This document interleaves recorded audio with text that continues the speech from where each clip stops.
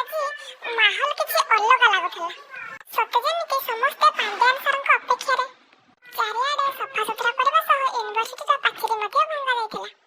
ଏତେ ସବୁ ଭଙ୍ଗାଭଙ୍ଗି ପରେ ଦେଖାଯାଉ କାର୍ଯ୍ୟକ୍ରମ କେତେ ଦୂର ସଫଳତା ପ୍ରାପ୍ତି କରୁଛି। ଏତେ ସବୁ ବ୍ୟବସ୍ଥା ପିଲାମାନଙ୍କ ପାଇଁ କି କେବଳ ବିକେ ପାଣ୍ଡିଆନ ସାରଙ୍କ ପାଇଁ ତାହା ଆମେ ଦେଖିବା। କିଛି ପର୍ଯ୍ୟନ୍ତ ଅପେକ୍ଷା କରିବାକୁ ପଡ଼ିବ। ଏତିକି ମଧ୍ୟରେ ଆମେ ଯାଇ ପହଞ୍ଚି ଯାଇଥିଲୁ ତ୍ରିଜଙ୍ଗା ପାଖରେ ଆଉ ପତାକା ଉତ୍ତୋଳନ ହୋଇଥିଲା। ପତାକା ଉତ୍ତୋଳନ ପରେ ଆମ ୟୁନିଭର୍ସିଟିର ଭିସି ସାର୍, କୁଳପତି ଓ ଅନ୍ୟ ସମସ୍ତେ ଭାଷଣ ପ୍ରଦାନ କରିଥିଲେ। ଭାଷଣ କାର୍ଯ୍ୟକ୍ରମ ସମାପ୍ତି ପରେ କିଛି ଖାଇବା ବ୍ୟବସ୍ଥା ଥିଲା। ଏପଟେ ପିଲାଙ୍କର ଲମ୍ବା ଧାଡ଼ି କହିଲେ ନ ସରେ, ଆଉ ସେପଟେ ତାଙ୍କ ବ୍ୟବସ୍ଥା କହିଲେ ମଧ୍ୟ ନ ସରେ। ପିଲାଙ୍କୁ ଲାଇନରେ ଛିଡ଼ା ହେବାକୁ କହି ଆମ ବ୍ୟବସ୍ଥା ପିଲାମାନେ ଏପଟେ ପତ୍ର ଧରି ଛିଡ଼ା ହୋଇଥାନ୍ତି ଆଉ ସେପଟେ ଛଣାଛଣି କାର୍ଯ୍ୟକ୍ରମ ମଧ୍ୟ ଚାଲିଥାଏ। ଛଣା ଚାଲିବା ସହିତ ଜଣ ଜଣ ପିଲାଙ୍କୁ ଦିଆଯାଇଥାଏ। ଏପଟେ ପିଲାଙ୍କର ଲମ୍ବା ଲାଇନ କହିଲେ ନ ସରେ।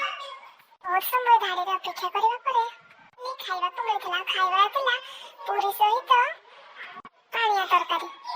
ଏମିତି ତରକାରୀ ଦେଖି ପିଲାଙ୍କ ରାଗ କହିଲେ ନ ସରେ। ପରେ ଖିଆପିଆ ସାରି ଆମେ ହଷ୍ଟେଲ ଚାଲି ଆସିଥିଲୁ। ହଷ୍ଟେଲରେ ପହଞ୍ଚିବାର କିଛି ସମୟ ପରେ ଆମ ହଷ୍ଟେଲରେ ଟିଫିନ ବ୍ୟବସ୍ଥା ହୋଇଥିଲା। ସେ ପୁଣି ଦିନ 11:30ଟାରେ। ଆମ ଟିଫିନରେ ଥିଲେ ବରା, ଆଳୁଚପ, ମିଠା ତା ସହିତ ସିଙ୍ଗଡ଼ା। ଟିଫିନ ଖାଇବାର କିଛି ସମୟ ପରେ ଲଞ୍ଚ ବେଲ୍ ବାଜିଥିଲା। ଆଉ ଆଜି ଆମ ଲଞ୍ଚରେ ଥିଲା ଭାତ, ଡାଲି ତା ସହିତ ଅଣ୍ଡା ତରକାରୀ ଓ ମୋର ପ୍ରିୟ ଟମାଟୋ ଦଳା। ଆଜି ଆମ ରୁମରୁ ସନ୍ଧ୍ୟାବେଳେ ମାର୍କେଟ ଯାଇଥିଲୁ। କିଛି ପରିବା ନେଇ ଆସିଥିଲୁ କାରଣ ଆମର ପ୍ଲାନିଂ ଥିଲା ସକାଳେ ପଖାଳ ଖାଇବା ପାଇଁ।